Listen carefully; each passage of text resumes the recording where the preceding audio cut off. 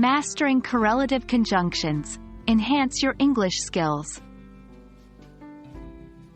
Hello everyone, and welcome back to our channel. Today we are delving deeper into the exciting world of English grammar. We're focusing on correlative conjunctions, a special type of conjunction that comes in pairs. These little linguistic tools play a critical role in the construction of meaningful sentences in English.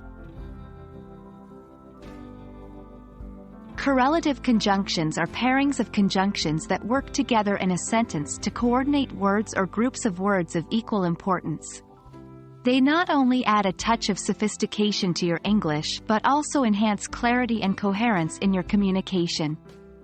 Examples include pairs like either, or, neither, nor, and, both, and. Let's now explore some common correlative conjunction pairs. 1. Either, used to present two mutually exclusive choices. For example, you can either go for a walk or read a book. 2. Neither.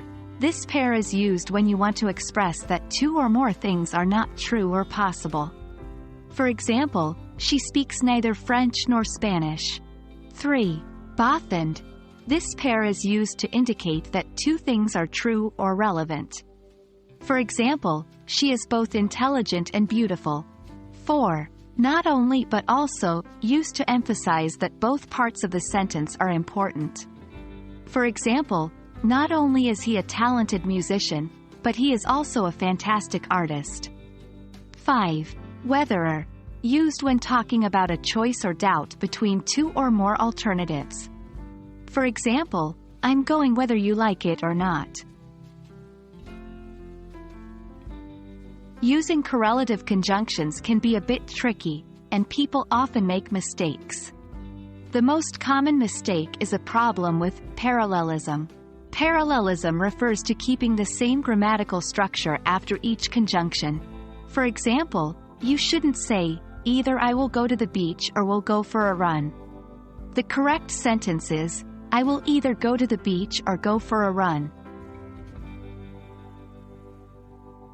So, there you have it. A brief introduction to correlative conjunctions in English. Remember, practice makes perfect. So make sure to use these conjunction pairs in your daily conversations and writings to make them a natural part of your English expressions. We hope this video was helpful, and as always, keep learning and keep practicing. See you in our next lesson.